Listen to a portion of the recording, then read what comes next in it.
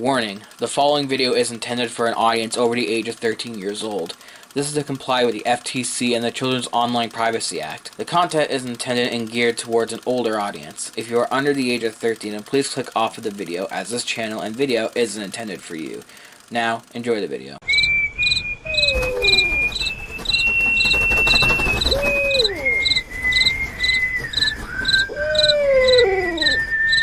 Hello everyone, welcome to Lost Media Junkie, a YouTube channel where we explore the world of media that has been lost to time. Today we are looking at a show that is a Canadian-American adaptation of a UK show called The Noddy Shop. It was also called Noddy and Noddy and Friends in the UK and Australia. The show centered around an old man named Noah Thompson who runs an antique shop played by the late Sean McCann. The antique store was called The Noddy Shop, which stands for Notions, Oddities, Doodads, and Delights of Yesterday. The stories of The Noddy Shop centered around three children, two of which are Noah's grandkids, Kate and Truman, played by Katie Boland and Max Morrow. The other kid was a friend of Kate's named Daniel Johnson, which is shortened to DJ, who is played by Kyle Kasarjian. The kids would come to the shop to play and interact with the puppets in the store. By the way, this show features tons of great puppetry, which is easily my favorite thing about the show. During the show, the kids, mostly Katie, would tell a story about Noddy using the Noddy dolls in the store. The story would then transfer into an episode of The Noddy Show, which aired in the UK. The Noddy episodes were stop-motion animations featuring the Noddy characters. They would show these episodes twice in every episode of the show, but the two times they show the shorts, it is actually two halves of a full episode and would usually have something to do with the live-action segment around it. I will show an example of this using the episode titled Telling the Whole Truth. In this episode, Noah has to fix a bike, so he decides to put the kids in charge of the store. You mean run the store? Buy or sell? Well, your Aunt Agatha will be by to help you, but you're going to be in charge. Do you think you can handle that? Sure, it'll be fun. Yeah, we can do it. All right, off you go.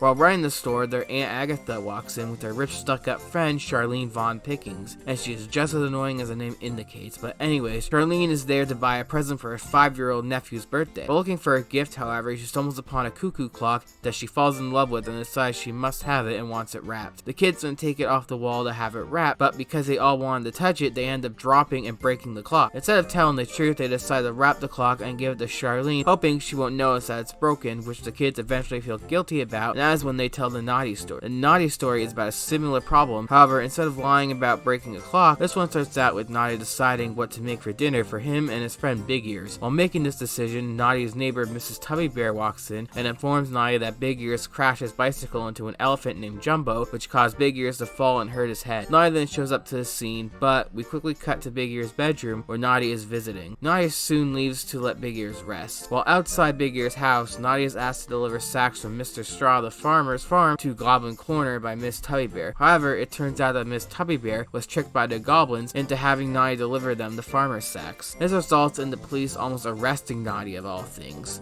if he didn't pay for the sacks. Noddy ends up paying every penny he has for the sack and then confronts one of the goblins in the middle of the night and makes him admit to what he did, and afterwards makes the goblin use a spell to fix Mr. Ear's bike as a way of making up for what he did. So basically, the story teaches the kids when something happens, they should tell the truth instead of lying, so the situation doesn't become a bigger thing. This layout generally is how every episode of the show works, minus some filler story from the puppets. Another interesting thing about the show is the animated Noddy episodes actually had two different dubs. In the UK and Australia, where the show was called Noddy and Friends, they had the original British dub, but in Canada and the USA, they redubbed the animation segments using American voice actors. Good morning, son. Good morning, car. You look a bit odd. We'll make a mailbox. We'll get some big sheets of paper, paint them red, and roll them up to look like mailboxes. I guess now is a better time than any to talk about the availability of this show. There are two VHSs that were produced featuring a few episodes of the show. The VHSs were called Noddy and Friends, Noddy and Friends, and Noddy and Friends, Noddy's Magic Video. There was also a DVD titled Noddy and Friends. Out of 66 total episodes, around 12 episodes have been fully found, 3 with the Canadian dub, and the rest with the original British dub. For the Canadian dubs, the episode Treasure Hunt was uploaded by a YouTube channel called Rampant Leaf, which they state the episode was from a CBC broadcast. The episode Chills and Spills was uploaded by a Canadian TV broadcast. There is no information on where this episode was broadcasted from. And the last full Canadian dubbed episode that was found was an episode called Skunk. The episode was uploaded by Skulls Productions. This episode was actually found on the Internet Archive's Understanding 9 9/11 subsite, a site that archives all the news coverage and channel broadcastings during the day of the 9/11 terrorist attacks. The rest of the episodes all featured the original British dub of the show. The first episode of the show, The Magic Key, was uploaded by Canadian TV Broadcast. The episode titled Stop, Listen and Learn was uploaded by a channel called Maine Coon and is also available on the Noddy and Toyland DVD. The episode To the Rescue was uploaded by a channel called the CBB Con Choice 1. The same YouTube channel also uploaded an episode titled Something's Lost, Something's Found. Canadian TV Broadcast uploaded 2 other episodes called The Magic Show and Telling the Whole Truth, the one that we just talked about. Maine Coon also uploaded 2 more episodes titled The Big Mess and The Trouble with Truman. The last 2 episodes are removed from YouTube but are available on the Noddy and Toyland Noddy and Friends VHS. They're titled A Dog's Best Friend and The Big Fight. Hey, post-production Brad here. It turns out there's actually a full rip of the Noddy and Toyland Noddy and Friends VHS on YouTube, uploaded by a user named Trenton Allison. So those 2 episodes are on YouTube. Anyways, let's keep going.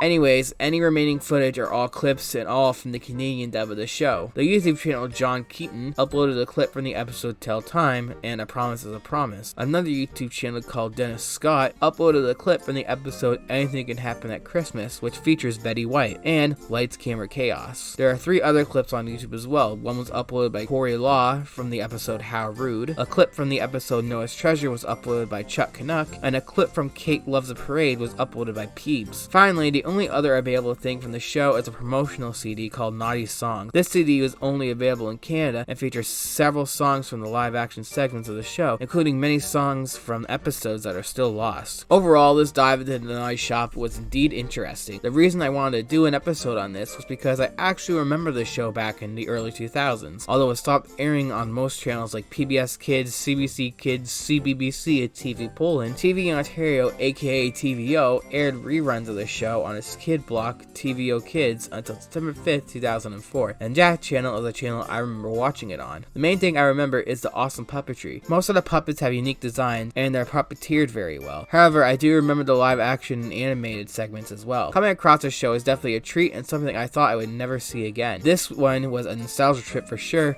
and I hope more of the show is uncovered, as it would be really cool to see some more of the show and one day be able to view the entire thing. But with that said, we have come to the end here, so please remember to like the video and subscribe for more Lost Media videos. We got more ideas in mind for future episodes, so expect more uploads soon. Got a piece of Lost Media you would like to see covered on the channel? Let us know about it down below, and we will look into it and possibly cover it here on the channel very soon. With that said, we will see you all in the next one.